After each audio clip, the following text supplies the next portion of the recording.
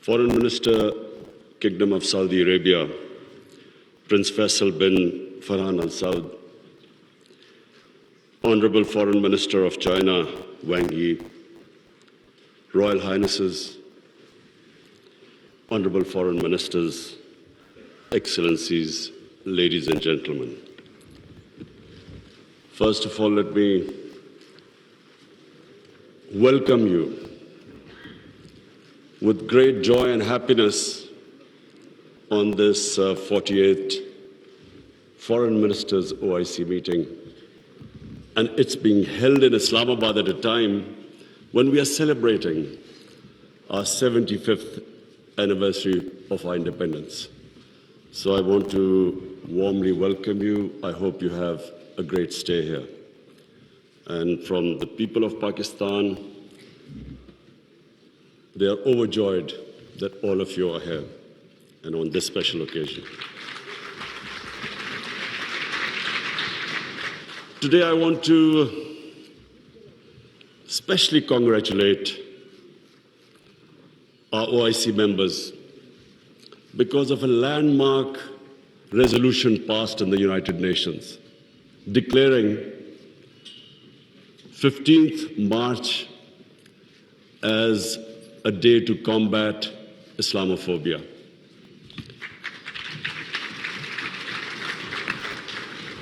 But I want to remind people why 15th of March.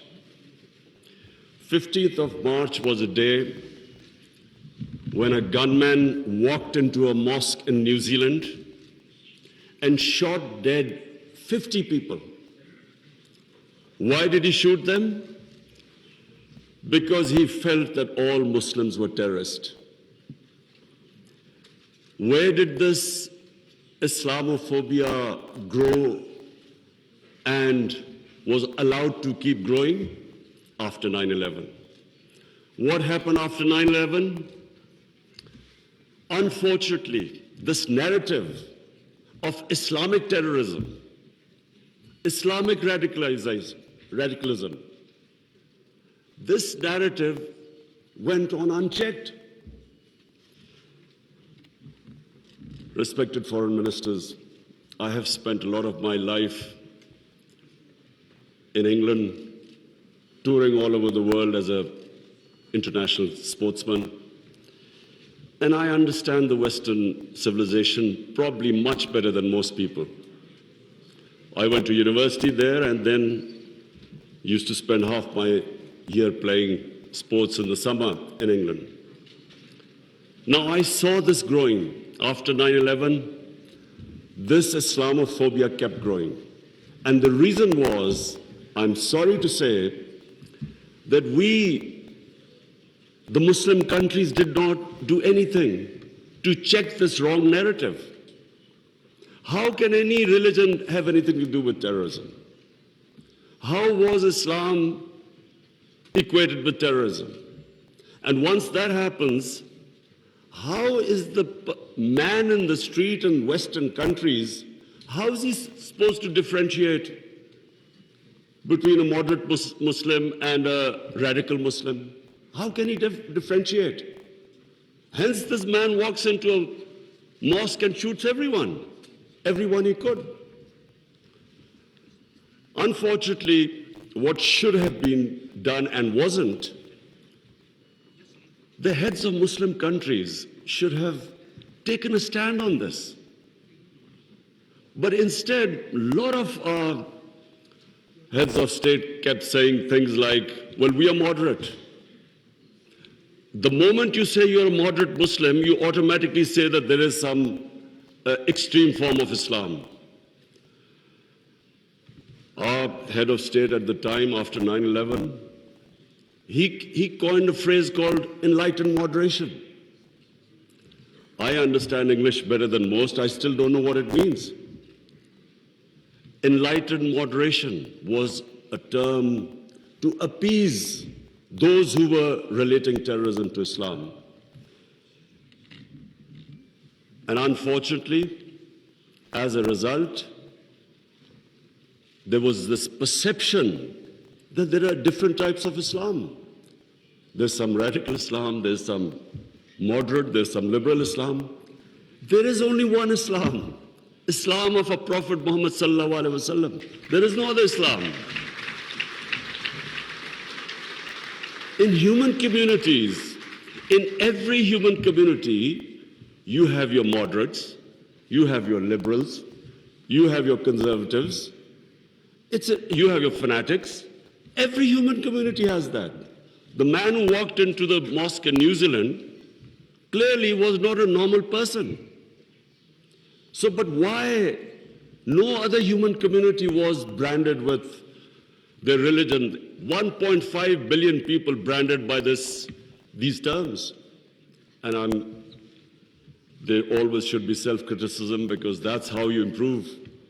Unless you analyze your mistakes, you can't improve yourself. So that was the biggest mistake we made. We did not challenge this narrative. And guess who suffered? Muslims living in Western countries. They kept suffering, because any incident would happen, any terrorist incident by a Muslim immediately meant that every Muslim became branded. When 9/11 happened, I still remember, people were petrified in Pakistan that I hope there was no Pakistani involved. How could how could whole community be responsible for some fanatical deed by some extremists? So therefore, this was it was one of the worst periods for Muslims living in non-Muslim countries. And then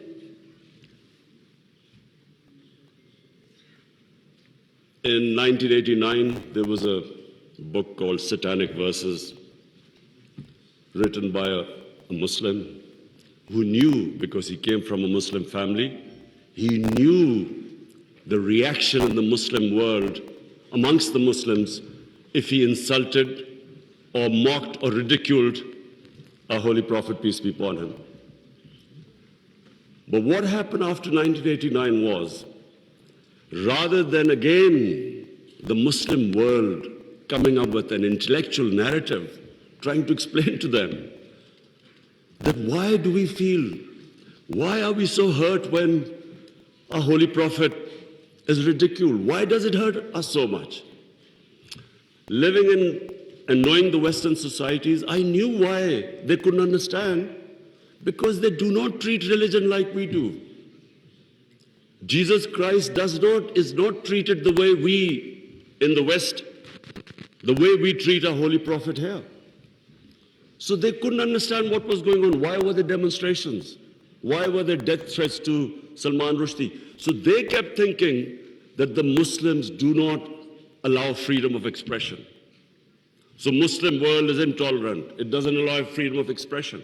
They were able to vilify our religion. And yet there was no coherent response from the Muslim world. And therefore, we kept into the cycle. Every few years, there would be some cartoons, insulting cartoons against our Prophet. Every few years, there would be something insulting him. We would respond. There would be some act of extremists. They would not respond. So this Islamophobia, this cycle kept getting worse. And poor Muslims living in Western societies kept suffering. So that's why I'm really pleased that for the first time it has been acknowledged that Islamophobia is a reality and something needs to be done about it. And from now onwards, we hope that we will be able to put forward a narrative that why it hurts us so much. And honorable foreign ministers, let me just say that I only came into politics 25 years ago. I was watching this Islamophobia building up in Western societies. But two, I wanted my country. We were the only country which became independent in the name of Islam. And so the The objective resolution of our founding fathers was to make an Islamic welfare state based on the state of Medina. So I came into politics 25 years ago because that was my goal. And just in this August gathering, let me just say, in the history of mankind, there was never a more just and humane state. Unfortunately, our children don't know about it. Even we in Muslim countries don't know that the modern state our Prophet created. Forget about Western countries or non-Muslims. How would they know about it when we ourselves don't understand that he created a state which laid the foundation of one of the greatest civilizations in human history for the next few hundred years. And that foundation was laid in the state of Medina. So what was that foundation?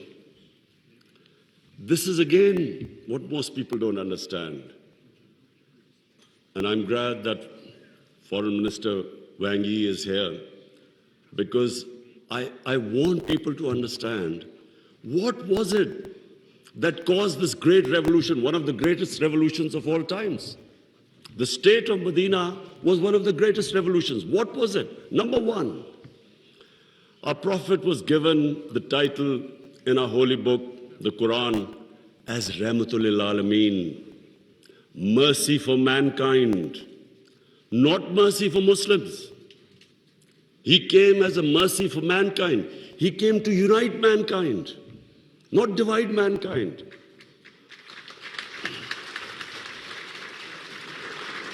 Allah for Muslims is Rabbul Alameen, not Rabbul Muslimeen.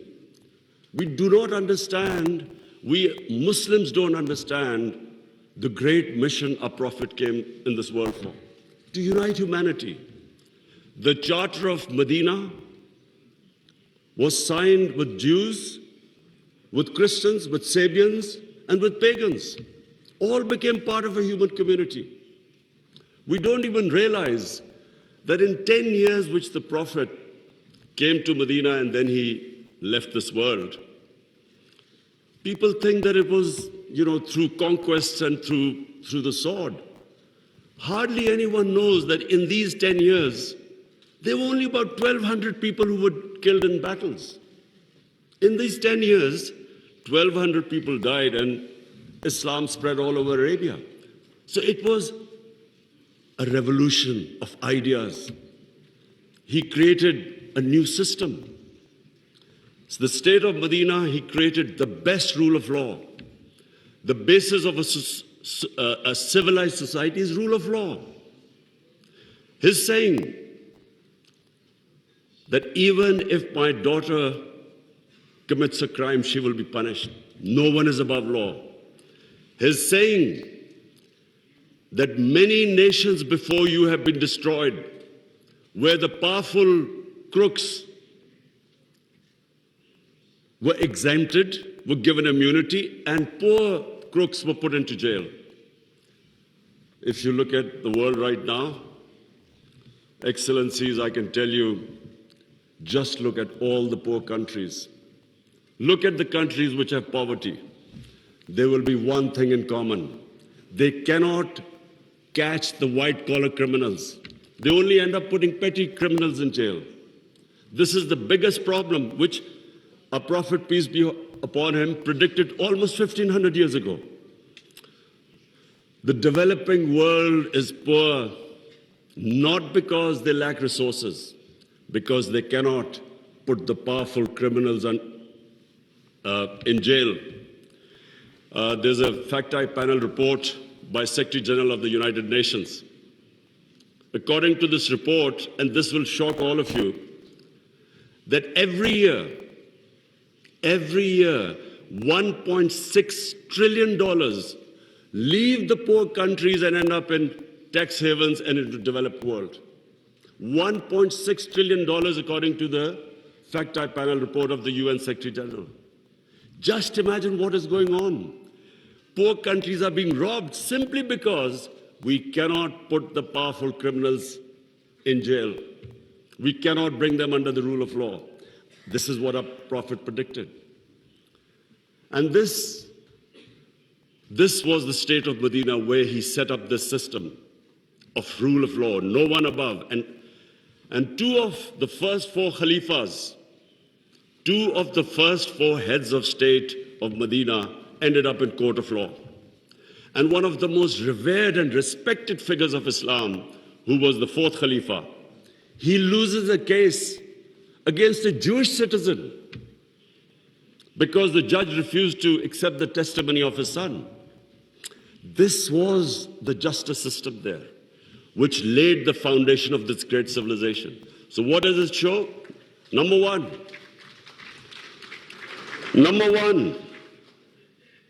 that minorities were equal citizens. They were equal citizens in front of law. There was no discrimination. Secondly, it shows that a common citizen could win a case against the head of state. No one was above law.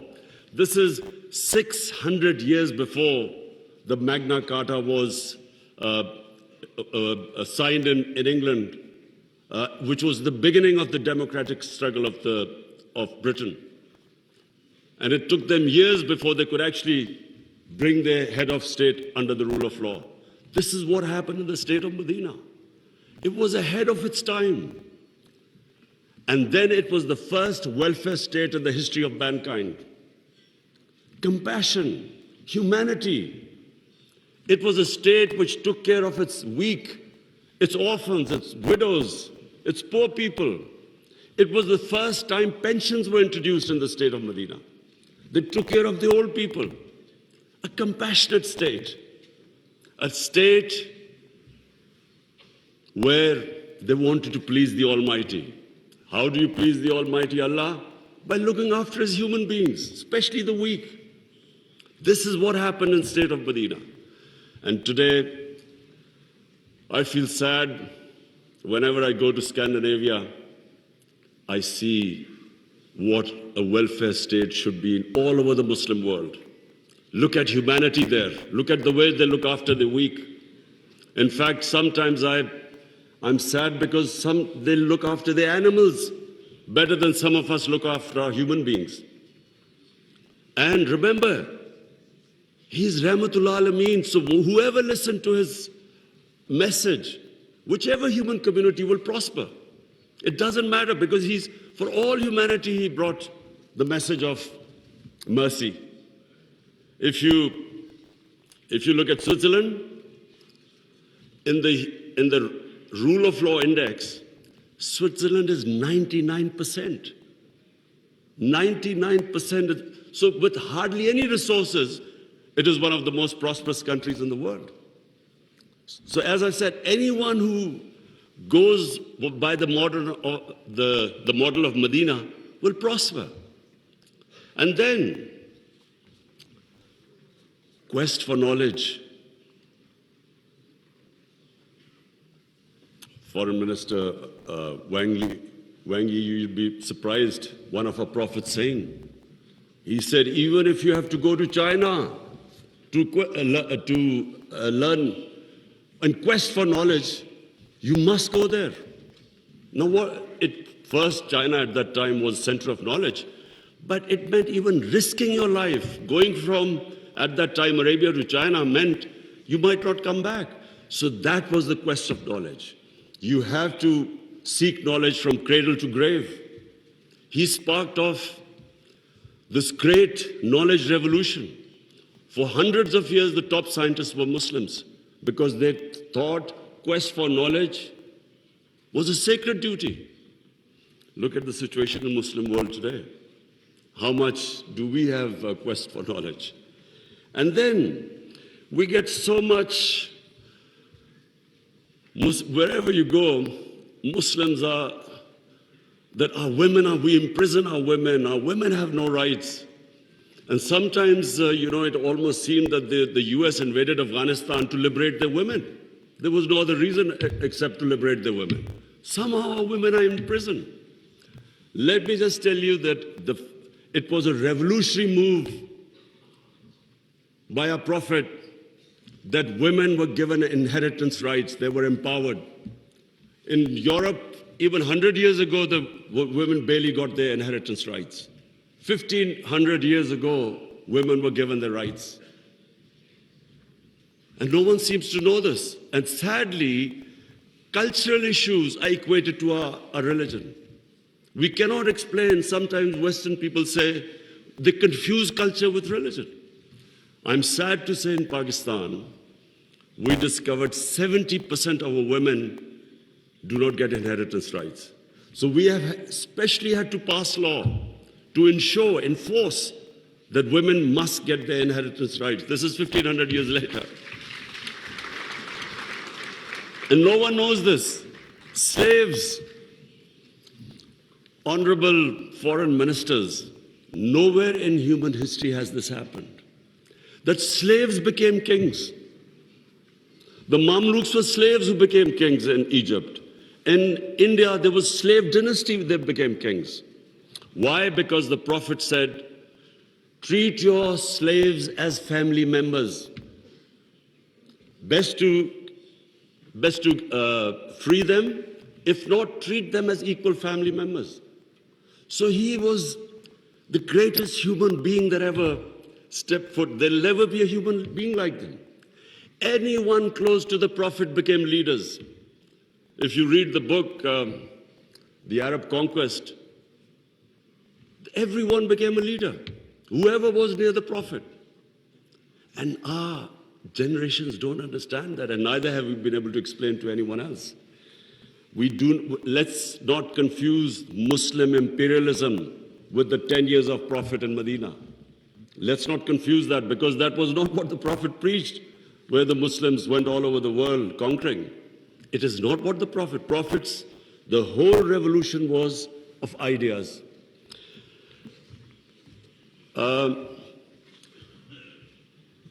Honorable foreign ministers, one of the ideas of OIC is to protect Islamic values. So now I will say something which is completely different. I believe that Islamic values never have been so much under threat as they are right now.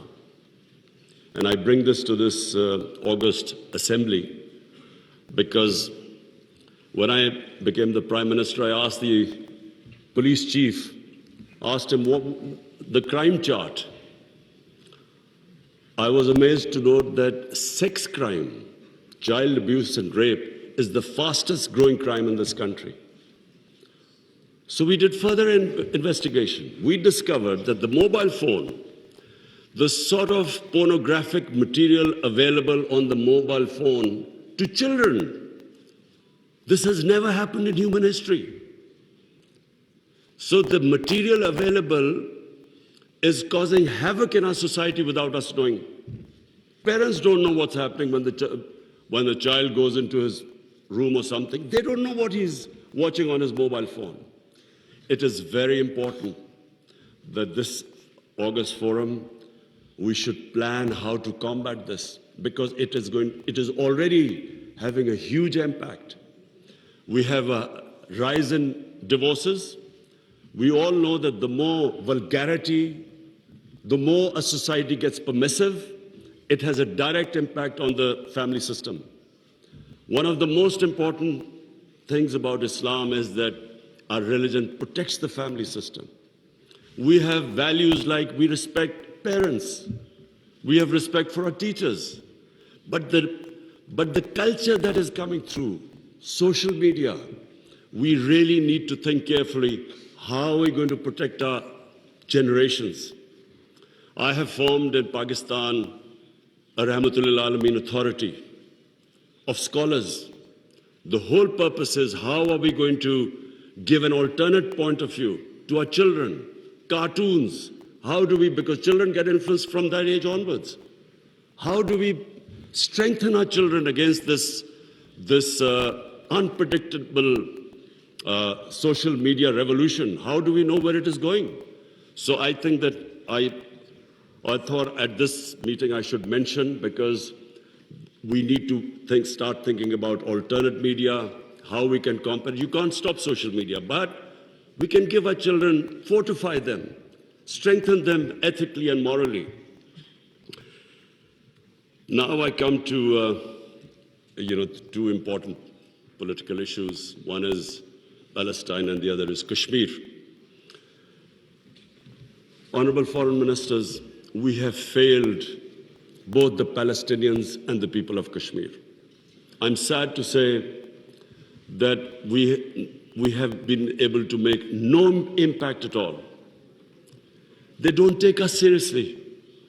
We are a divided house, and those powers know it. We are 1.5 billion people, and yet our voice to stop this blatant injustice is insignificant. We are not talking about conquering some country. We're simply talking about the human rights of the people of Kashmir and Palestine, the international law, which is on their side, United Nations Security Council resolutions that back their right. In Kashmir, the international community promised them the right to decide their own destiny through a plebiscite. That right was never given to them.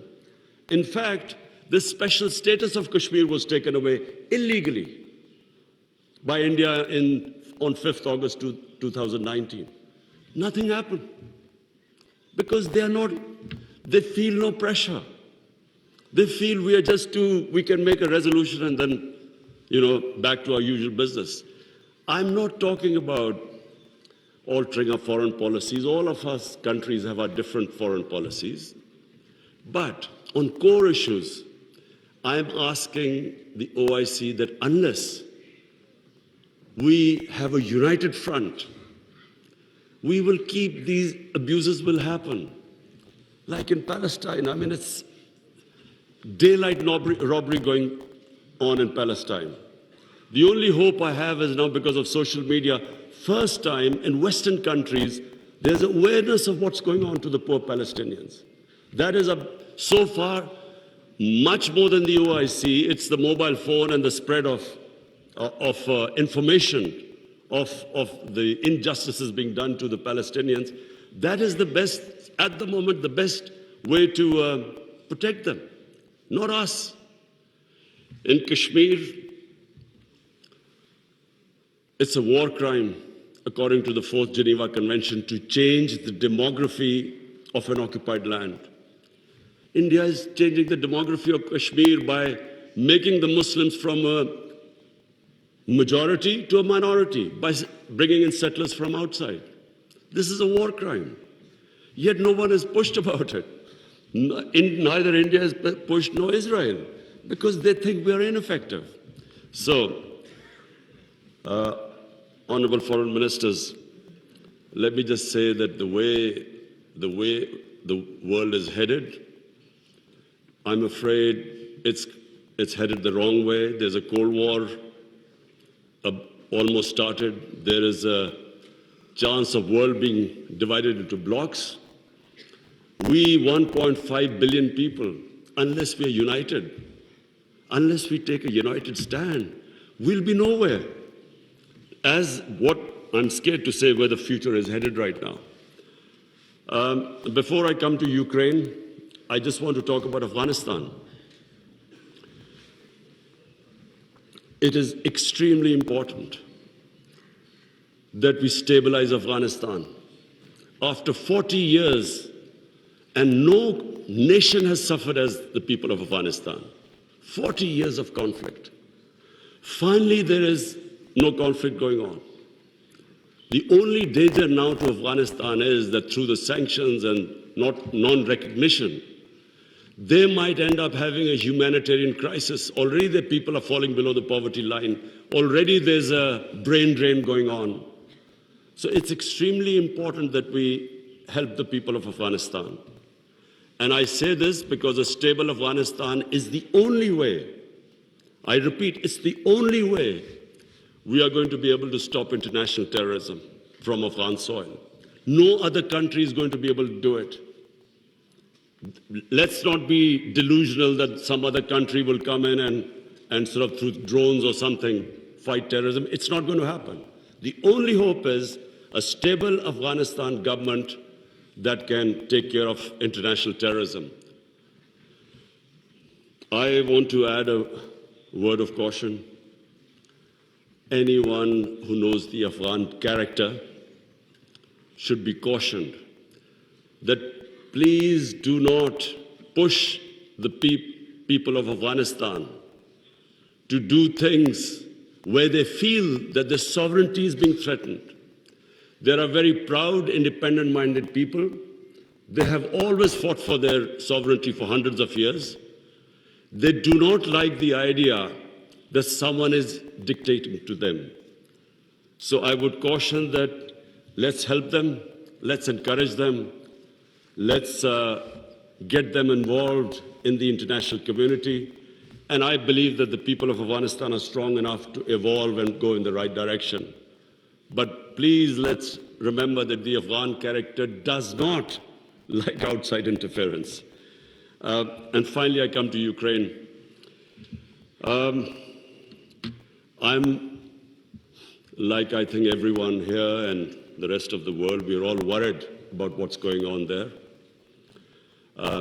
May I suggest that the OIC, during its discussions, the foreign ministers, we should think about how we, represent 1.5 billion people, how we can mediate, how we can bring about a ceasefire, how we can try and put an end to the conflict.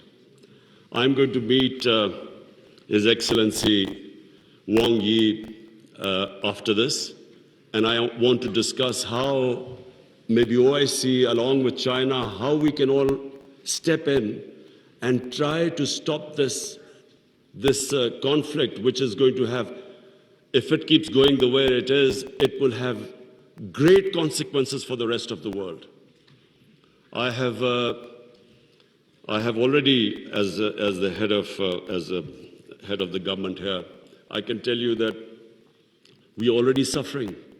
Oil prices have gone up, gas prices have shot up, wheat prices have gone up because of this war. And if this keeps continuing, this is only going to get worse. So therefore, we should,